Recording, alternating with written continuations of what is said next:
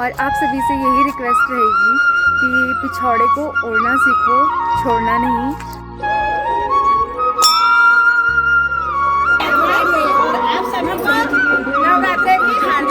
शुभकामनाएं। तो ये हमारे कुल देवता और हमारे देवी देवताओं के प्रतीक होते हैं, इसलिए इनको हर जगह लेके जाया जाता है।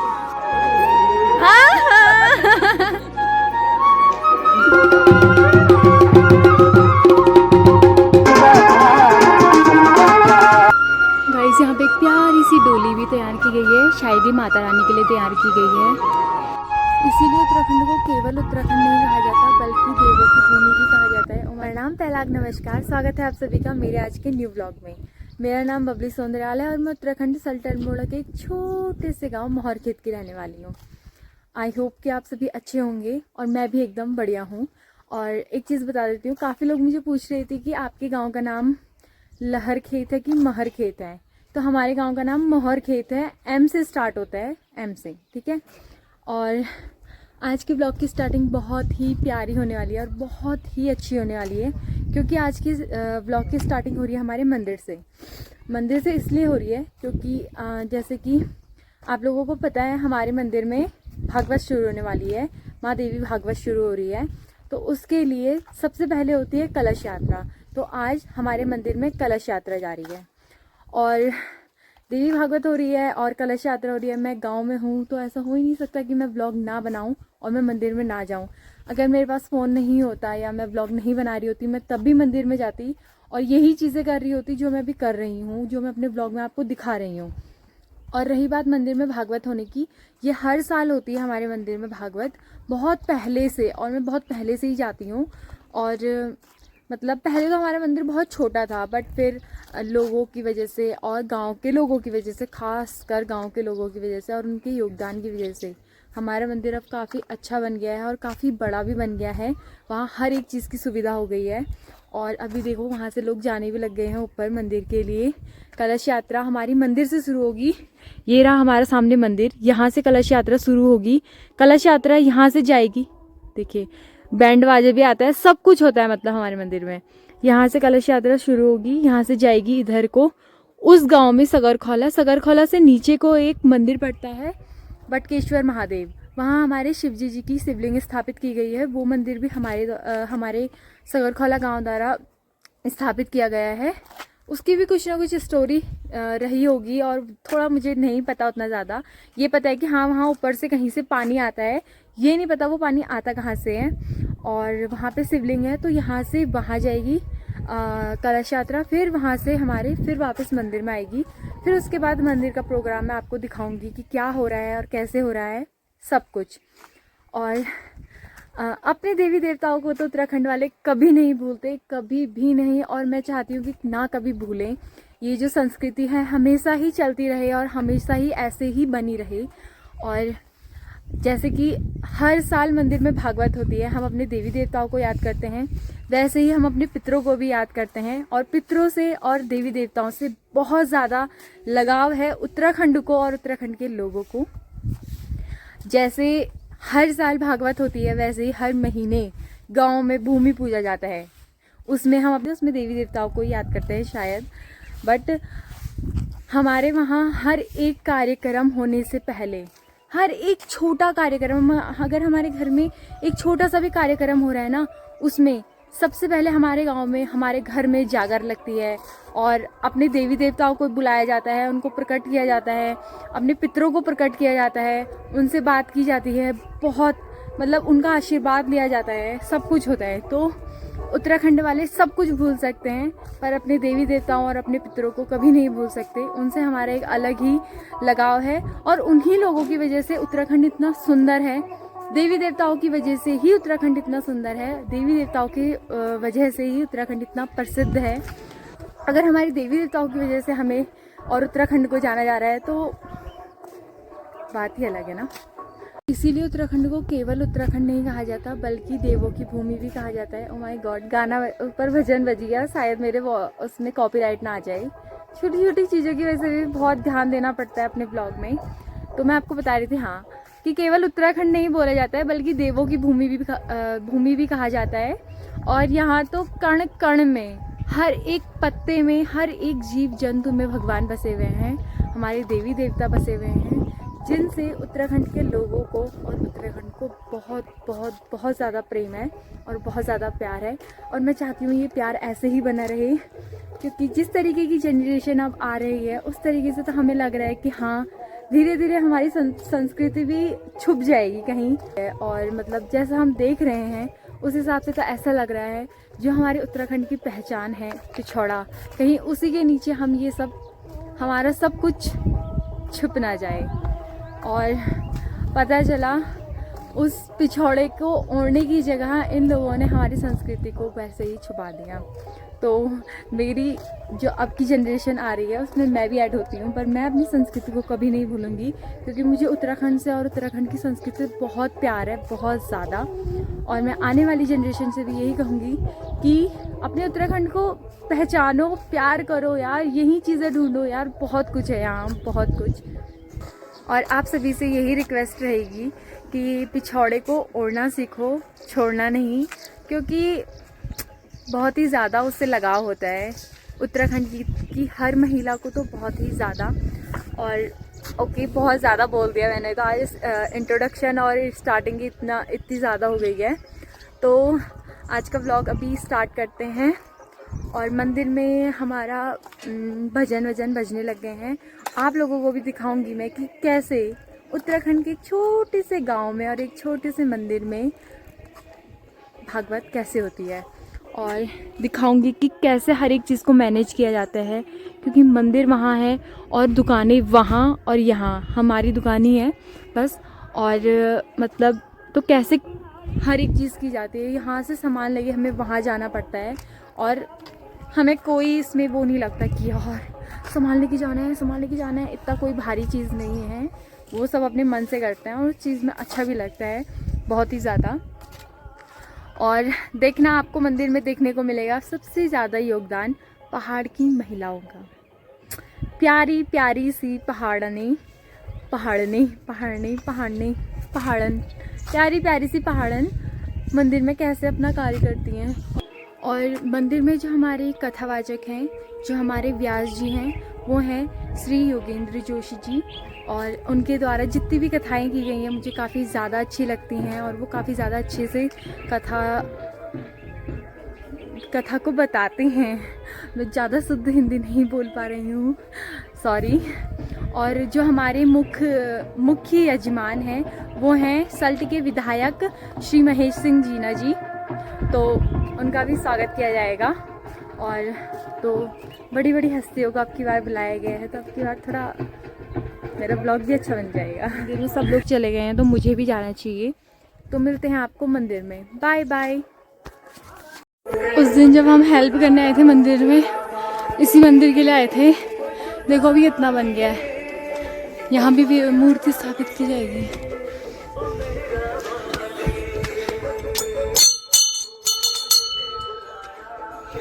मैं पहुँच गई हूँ और मुझे थोड़ा सा अजीब लग रहा है व्लॉग बनाने में। गाइस देखो, लगभग सारा अरेंजमेंट यहाँ हो गया है, और यहाँ तैयारी कल से ही शुरू हो गई थी, परसों से शुरू हो गई थी। हेल्प करने गांव की महिलाएं भी आ रही थी और काफ़ी लोग आए थे। देखिए सामने हमारी व्यास गद्दी भी लग चुकी है। अभी थोड़ा थोड़ा बचा हुआ है जो अभी आगे हुआ नहीं है। और यहाँ पे हमारे वेद व्यास जी की गद्दी लग चुकी है। यहाँ पे हमारे श्री वेद व्यास योगेंद्र सिंह जोशी जी बैठेंगे, और यहाँ पे उनके अन्य कार्यक्रम वाले बैठेंगे।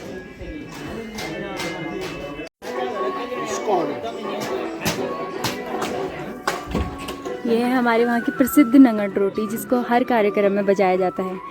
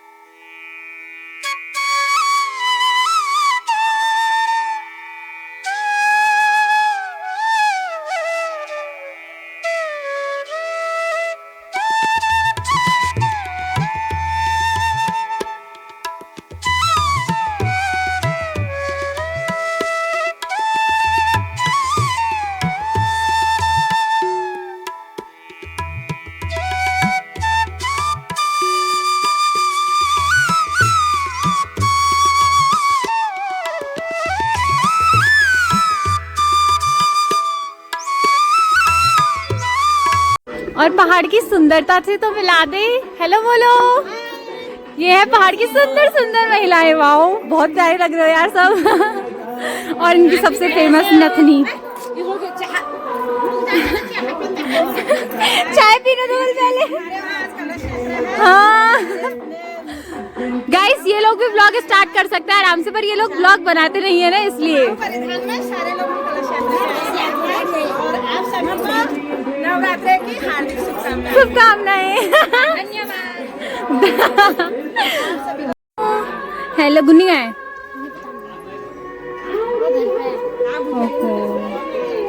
गाइस देखो, इन लोगों के बिना तो उत्तराखंड सच में अधूरा है यार, सच में भाई। ये लोग इतने सुंदर लगते हैं, क्या ही बताऊँ यार। इन्होंने भी जो वियर किया है, देखो ये है पिछौड़ा, उन्होंने नाक में पहनी है जो वो है नथनी, और जो उन्होंने गले में पहना है वो है गलोबंद, और भी हाथ में भी एक चीज़ पहनते हैं जिसे बोलते हैं पौजी, वो शायद उन्होंने नहीं पहनी है। और ये देखो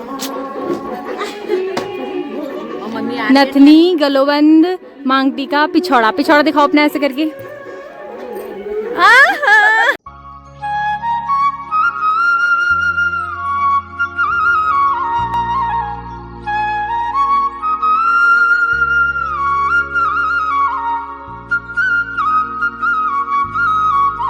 और गाइस यहाँ बनता है भोजन भंडारे का या रात का, मतलब यहाँ जितने भी कार्यक्रम होते हैं वहाँ उसके लिए हमेशा यही भोजन बनता है।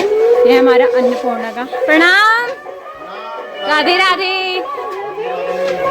देखो यहाँ भोजन बनना स्टार्ट भी हो गया है, क्योंकि कलश यात्रा के बाद अभी सब लोग भूखे ही आते हैं, भूखे ही कलश यात्रा करते हैं, मतलब खाली पेट। तो उसके बाद जब कलश यात्रा भी बहुत लंबी होगी, कम से कम 12-1 बजे तक यहाँ आएंगे, तो सबके लिए भोजन ही बनेगा, एक तरह से भोजन नहीं प्रसाद। गाइस देखो हमारे निशान तैयार होने लग गए हैं। ये उत्तराखंड की संस्कृति में आते हैं और इनका मुझे ज़्यादा पता नहीं है वैसे, बट ये बहुत लंबे होते हैं, डंडे जैसे। इनको हर जगह लेके जाना होता है, यहाँ तक कि शादियों में भी इन्हें लेके जाता है। अगर हमारे वहाँ शादी वादी होती है तो इन्हें भी लेके जाते हैं। मे भी शायद देवी देवताओं से ही या हमारे कल्चर से ही रिलेटेड है ये कुछ ना कुछ। अच्छा ओके ओके, अच्छा ओके। देवी के भी होते हैं। हाँ हाँ हाँ हाँ, देखा मैंने कहा था ना, ये हमारे देवी देवताओं से। इन्हें और इन्हें अभी इन्हें तैयार किया जा रहा है और इन्हें लेके जाया जाएगा अपने साथ। और ये भी नंगर रोटी, और ये क्या बोलते हैं इसको, शिट मैं भूल गई। गाइस यहाँ पे एक प्यारी सी डोली भी तैयार की गई है, शायद ही माता रानी के लिए तैयार की गई है। और हमारे वहाँ जब दुल्हन को विदा किया जाता है तो ऐसे ही इसी डोली में बिठाकर उसे विदा किया जाता है हर एक दुल्हन को। ये भी हमारे वहाँ की एक संस्कृति ही है। और किसी भी दुल्हन को ऐसे ही नहीं विदा किया जाता, पहले उसे डोली में बिठाया जाता है, फिर उसको लेके जाया जाता है, चाहे कितना भी दूर का रास्ता हो, हमेशा। तो उसी तरह मुझे लग रहा है इस डोली में भी माता रानी को भी विराजित किया जाएगा, जो यहाँ प्रकट हुई थी। गाइस मंदिर में महाराज जी भी आ गए हैं। नमो नारायण। गाइस मंदिर में किसी भी चीज के लिए कमी नहीं कर रही है, कर रखी है, इसलिए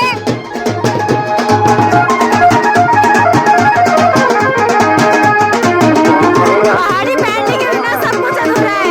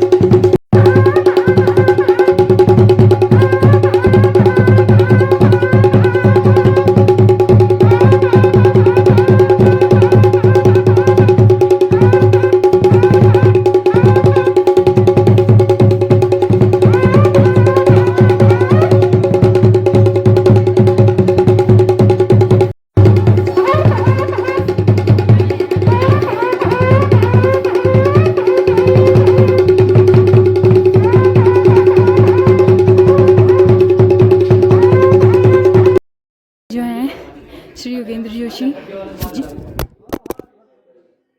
ऐसे ही बोलोगे आप।